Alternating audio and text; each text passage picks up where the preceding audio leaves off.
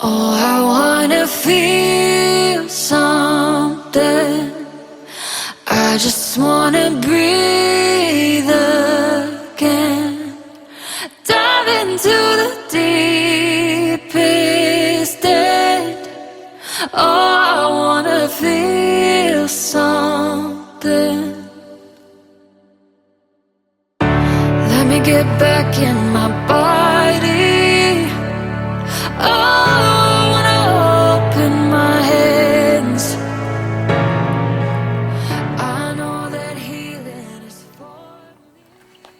Everybody, welcome back to my channel. It's Cozy Christopher.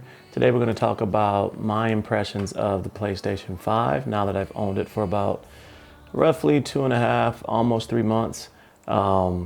Huge shout out to everybody that came through and stopped by on the last video, which was the 2-month review for the Xbox Series X. A lot of polarizing comments on that. Definitely want to talk about a little bit of those later on in the video. But definitely want to thank you all for all of your support and stopping by and chatting and communicating and building on the nice little ecosystem that we got growing here. So without further ado, let's jump into the review because it's probably going to be 2 parts. The PlayStation 5 is definitely a complex scenario right now. So today we're going to talk about issues that's kind of come up with the PlayStation 5. We're going to talk about gameplay. We're going to talk about the PlayStation 5 versus the Xbox Series X. We're going to talk a little bit about the user interface, and we're going to talk about the controller.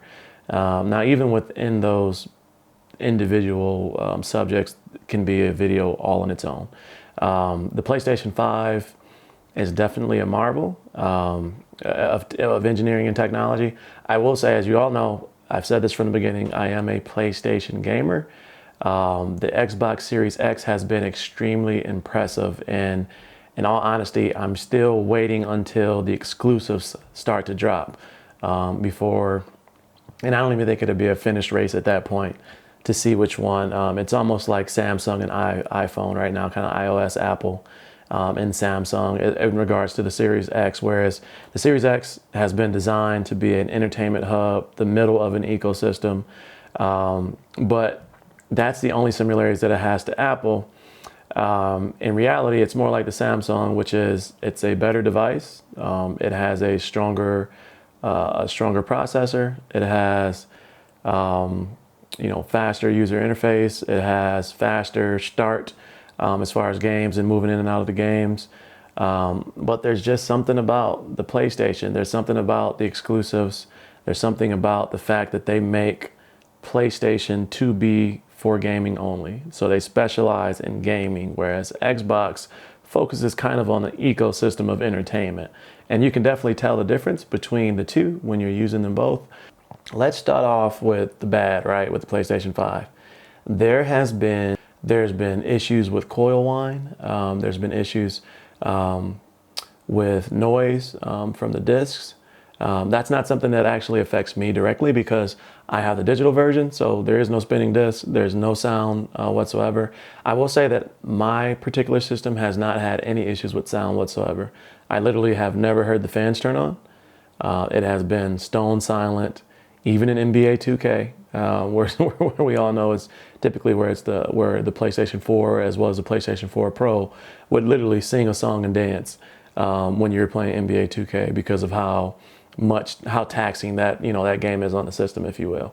But I have not had those issues whatsoever with any sound whatsoever, so I have no hardware sounds whatsoever.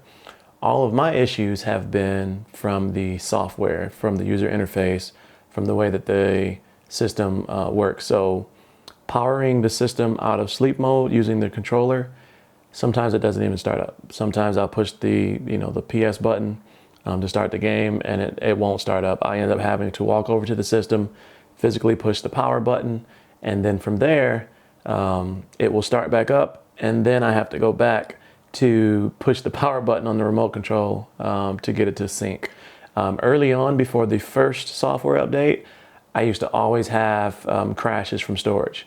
So basically every time I would turn on, it would be almost like the PlayStation had turned off in the middle of, like when you lose the power and you turn it back on, it has to cycle through to make sure that the SSD is still working and blah, blah, blah. Literally, when I first got it, it would do that almost every other time. Haven't had that issue since the second software update, if you will. So I think that's a thing of the past. And even with the boot from sleep mode, if you will, I think that that's going to be something that they'll fix with the software firmware update as well. So for me, it's more or less software issues, software glitches, bugs, if you will. And once they fix those with firmware, I don't think I'll have those issues anymore. Okay, the next thing I want to talk about is the controller. The controller is what makes the PlayStation 5 next generation. If you want to compare it apples to the Xbox Series X, it's no comparison. The functionality that they put into the new PlayStation controller is by far better than what comes stock with the Xbox Series X. All the way down to the triggers that they can, individually control. Think of the limitless possibilities that there is for the controller. Even, the game that comes with it, Astro's Playroom, where it kind of takes you through the different variations or different ways that the controller can react to the environment. And just thinking about, that particular developer's toolkit and it basically being limitless as far as what they can do. Think about pulling an arrow in Last of Us 2, or think about playing Call of Duty and them changing the pressure of the trigger based on the gun that you're using. Different things like NBA 2K21, when you get tired and you're trying to squeeze that turbo button, it's extremely taxing to squeeze the turbo button during those scenarios.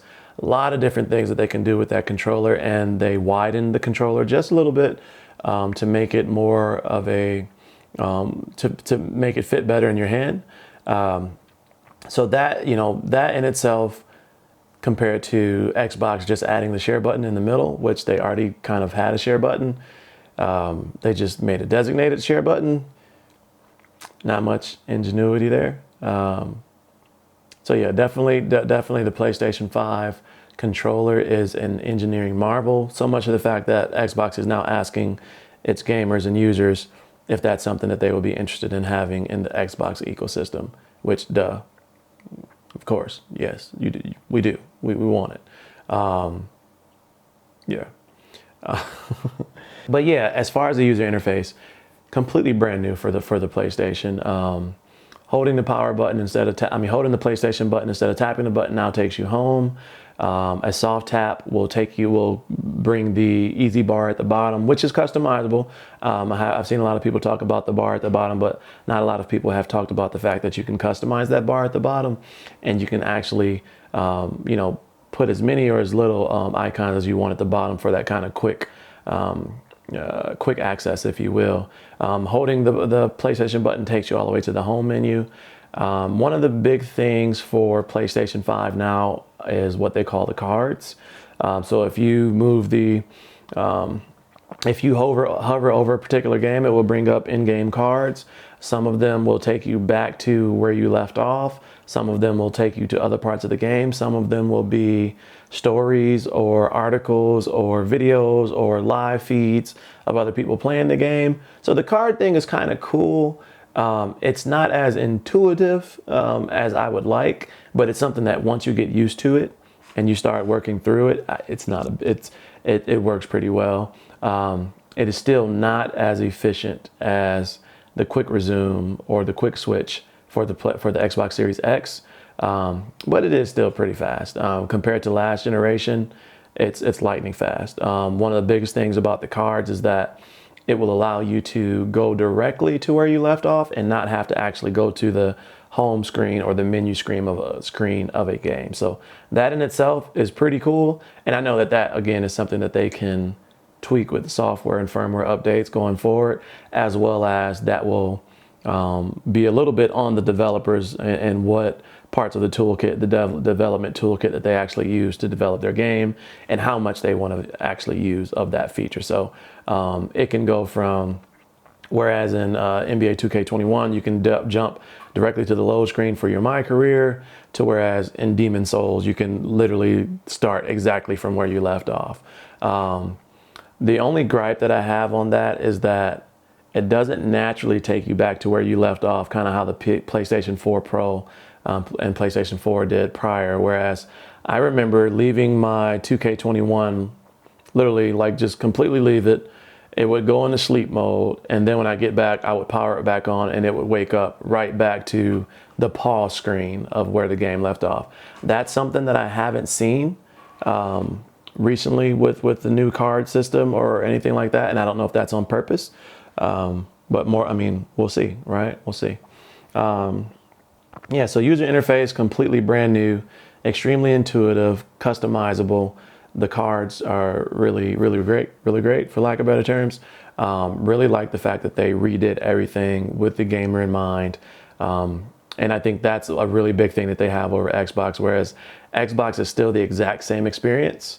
But I think, again, that was purposely done, that they left the experiences the same so that they could focus on the hardware and try to get the system out faster than PlayStation. But that's my theory. I haven't seen any articles on that, have not confirmed that. I'm just a guy that owns both of them. So from there, let's jump into gameplay. So gameplay on the PlayStation 5 is amazing. Again, the controller and how immersive it makes the experience feel while you're gaming based on the game, even down to the fact where, you know, the controller will vibrate on the left side when you get a text message and the character is holding the phone in the left hand. Different things like that is just groundbreaking technology that the Xbox does not, you know, come anywhere near close to at this point. Something that they're definitely working on now that they know that that's an appetite for that by gamers, and now that it's gotten all of the, you know, the recognition and awards and what have you, as it should. Most of the games that I play right now, NBA 2K21, that's a whole nother story. NBA 2K21 is a great game, and I still might do a review. I know I said this last time. I still might do a review on that. A lot of issues and bugs with that. It's surprising that Cyberpunk 2077 got such a bad rap for coming out with issues when 2K has a crazy amount of issues. I've rebuilt my character 4 times. I've lost my character twice. I've started from scratch with my character. I won a championship, and then the next day the character looks completely different. So then I got to figure out how to build them. Like a lot of things with with 2K in regards to, you know, issues. But gameplay itself is phenomenal. Like for instance, Spider-Man Miles Morales, you have your 60 frames per second performance mode where everything is focused on speed, performance, smoothness, and then you have your 30 frames per second that focuses on the way it looks. So you have your reflections, you have your HDR, you have your high contrast 4K resolution, for lack of better term, just making it simple, not jumping into anything technical. I'm not that type of guy. But basically the gameplay changes based on how you select it. And then also PlayStation has a setting where you can basically set the default. So you can set the default to be in a performance mode, 60 frames per second, 4K, or you can set it as 30 frames per second, more dynamic, focused on the resolution and how the game looks. Playing older games, for instance, Grand Theft Auto 5 is a game I play a lot, like literally a lot, almost every day. I play Grand Theft Auto 5 with my buddies and friends, people online, etc. Cannot tell that I'm playing on a PlayStation 5 other than the fact that I noticeably load faster into missions, out of the casino, into my penthouse, into my nightclub, different things like that. When we're walking in or walking out as groups, I'm already sitting in the car when some of them are still coming out of the buildings or what have you. So the gameplay is definitely noticeably more snappy. There was a little issue for a second with Grand Theft Auto 5 where it kind of looked weird, for lack of better terms, but I think that had something to do with their snow update for the winter and basically them kind of reallocating bandwidth of the servers away from the graphics and onto like the snow and the reaction and different stuff like that. So a lot of technical stuff there, but again, that's another theory. But gameplay on the PlayStation 5 has been phenomenal. All of the games that I've played to this point have been awesome. I'm playing another game right now that's called Twin Mirror. This game was a game that I waited for forever, through development and different things like that. It reminds me of like an Alan Wake type game that came out on the Xbox a while back. But It released at the beginning of December, right as the new systems were coming out. And I think it was kind of one of those things where it's like they wanted more time to make it better, but they were designing it for the PlayStation 4 and not the PlayStation 5, so they kind of needed to just get it out there. But so far, it's been a great game. Here's some gameplay on that, but may do a review on that once I get through it. But so far, it's been a great game. Plays really, really well on the PlayStation 5. So games that I've played so far: Miles Morales, Spider-Man, GTA 5, PlayStation 4 version, digital. I've played NBA 2K21. I've played Ghost of Tsushima. But gameplay on the PlayStation 5, due to the controller, due to the power of the system, and literally, again, I have not heard the fans turn on, not one time. I keep mine in a horizontal pattern, horizontal position, sitting on the stand. Have not heard any fans or anything like that turn on. It's been dead silent. It has ran phenomenal. Once it turns on, again, I had those errors or issues with it, starting up from sleep mode, but have not had any issues whatsoever from, from a playing standpoint. Gameplay on this has been phenomenal. I look forward to some of the exclusives that come out. Played through the demo of the new Resident Evil Village. Super excited about that game when it comes out. Hopefully I'll do looking forward to doing a review on that, but here's some gameplay from that, and that game will be phenomenal. I mean, the demo wasn't even the finished version, but there's so much detail in the background, so many different things happening around you. Really, really cool, neat game, and it does have that kind of original feel where even in that demo, I'm kind of like looking around the corner and wondering what's going to happen next, just based on the sounds you hear in the background. They do a lot of suspense without even having music playing. So, I mean, just sounds in the background and different things like that setting you up. Super excited to see that game when it comes out. Last but not least, let's jump into some of the comments. So let's jump into some of the comments. Let's bring my phone up on this. And again, thank you all for the, just jumping in, the support. I really do actually enjoy the banter back and forth. I mean, there's a lot of people that are clearly PlayStation, for lack of better terms, fanboys, right? There's Xbox Series Xbox fanboys and gals as well. And like I said, I still consider myself a PlayStation fanboy. But again, I would be doing gaming an injustice. I would be doing you all as as someone that's reviewing these systems, owning both of these systems, an injustice if I just sat up here and used my personal opinion as far as what I believe to be a better system. I still think the PlayStation will have a better gaming environment. The games typically are just better. I mean, just for lack of better terms, the first party games for PlayStation, when you think about God of War, Last of Us, you name it. I mean, there's a lot. It's hard to just sit here and name them all off, but when you think about that, they're typically just better games in general, from start to finish, better games. But Xbox, like I said, they're making changes to focus more on gaming as opposed to an entertainment. I mean, I know you all remember that when Xbox first came out, they wanted to be the center of your entertainment in your home. And that has definitely been their mission plan with that. And PlayStation wanted to be a gaming system. So that's where the separation happens right there. Think about the history of the two systems and what they were built and designed for. Xbox is starting to hit its stride. So I would be remiss and I would be untruthful if I sat here and told you all that that's a horrible system. That's a phenomenal system. They're building a phenomenal ecosystem, and I thoroughly enjoyed it. I own both of them, so I've thoroughly enjoyed playing it. But let's jump into some of the comments. Shout out to all of you that have been extremely supportive of the channel. It is a fairly new channel. I've had it for like a year. I want this to be a channel of honesty. These are all things that I've purchased. I hope to get to the point where people start sending me stuff, right? But I will always be honest as far as what I own, what my experiences have been with it. And I do a lot of research before I make purchases. So I'm not a person that is sitting at the cash register, oh, shiny box, and I pick it up. I'm not that person. So, I mean, YouTube videos, Google articles, CNET, etc. I'm doing all type of research before I make purchases to make sure that the use case that I'm buying that particular device matches what I'm going to use it for, the space that I'm going to use it for, etc.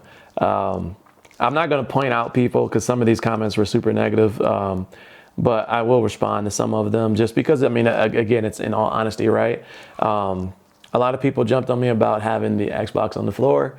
It won't sit there. My Xbox will sit here in my office / gaming room. So the only reason I had that in my bedroom, in my gaming nook, as I call it, is because I wanted to, for one, show you all kind of what the Xbox looks like on different televisions. Now, we all know that it's going to look phenomenal on an LG C10, which is in this room.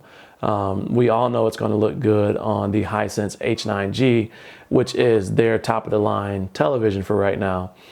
We did not know whether or not it's going to look good on a 5-year-old Vizio E43-inch 4K television, right? And it still looked good. So I did that and did not use game captures because I wanted you all to see kind of what the systems look like when you're using them on the different televisions. So other comments, people were upset about focusing on Game Pass. And also people were upset that I use the term better sometimes than PlayStation. So to explain that, better does not necessarily mean it's a better system in a hardware sense, which it is, factually. You can look at the comparisons. But when I say better use case or when I say better value, it means everything that comes along with that. So while you're paying $14.99 a month for Game Pass, you're also getting live or online along with that. You're getting access to games on your television and Android devices. You're getting access to video games on the Xbox Series X itself. You're getting access to games on the computer, and as well as you're getting rewards and different things like that from using the Game Pass, and where you can buy actual goods from the Microsoft Store. And there's other things as well, like I said, that go along with that. Please do some research on that. But when it comes to better value, the Xbox is a better value. I mean, there's no way if buts around it. If you pay $59.99 for a year subscription and then you change that to Game Pass for $1, you've paid $60 for a full year of Game Pass where you're getting over 100 games that changes often and consistently, and they're newer games. PlayStation is a specialist in gaming and they make you pay for every single game that you get. All of the games, not all of the games, that's a big statement, never say all, but a lot of the games that are on Game Pass right now are $29.99, $39.99, $19.99 on the PlayStation Store for the PS4 Pro version or PS4 versions, just like some of those games on the Game Pass are the older versions. They're just more current. The PlayStation Plus collection, phenomenal. I mean, for me, it wasn't that big of a deal because I literally owned every single one except for one. Somebody made a comment about my library. Yes, I own over 200 games or so on PlayStation from the current gen, and I have boxes of the PlayStation 2 and the older PlayStation 4 games. But when I switched to all digital, I stopped buying games. So I probably have 100 games in discs and boxes that I don't play anymore. And then I have close to 200, a little more than 200 games in my library digitally for PlayStation. So yes, I have a lot of games, and that's why the PlayStation Plus collection wasn't that big of a deal for me. However, Bloodborne was the only game I didn't play on that, by the way, if you wondered. And I don't know why, because it's one of the best games they ever created. All of the articles say that, but I digress. I guess to address a lot of the people that think PlayStation is better, yes, PlayStation typically will have better games. They will have, they have innovated their system completely. They have made a newer version of what used to be the best system to buy from the PlayStation 4 Pro. Xbox has built upon its current or last gen platform, which was focused on entertainment. I think both of them did right by their brand and what their original goal was. But yeah, so you know, in conclusion, the PlayStation 5 to this point has been a phenomenal system with a lot of issues for me personally, due to for one, the games that I play, 2K21, like I said, a lot of that is isolated to 2K21. But my biggest thing and I stick to this. This is my story. I'm sticking to it. My biggest thing is that after I played Miles Morales, I had already played through all of the PlayStation Plus collection. There wasn't anything for me to play. So that's going to be all for me. Thank you all for stopping by, hanging out with me. As always, please like, share, subscribe, and definitely please continue to drop your comments in the section below. Really have enjoyed having conversations with you all, jumping into some of the almost arguments. In some places, it's almost been arguments in the comments, but really love the strong debates. I love the fact that everyone is voicing their opinion. At the end of the day, this is all about everyone having the opportunity to kind of hear a review about a product or what have you, and then kind of voice their opinion on how it relates to them. Again, thank you so much for hanging out with me. Thank you for all of your support, your comments. Please continue to like, share, subscribe, ask away your conversation. I mean, I've been responding to comments all week. If I haven't gotten to you yet, I'm still trying to get there. Been a lot of love on this last video. So with that being said, that's all for me today. Hope you all enjoyed the video. Ask any questions, drop your comments in the section below. 1 year since we lost a legend. Mamba out. Peace. Oh, I wanna feel something. I just wanna breathe again. Dive into the deepest end. Oh, I wanna feel something. Let me get back in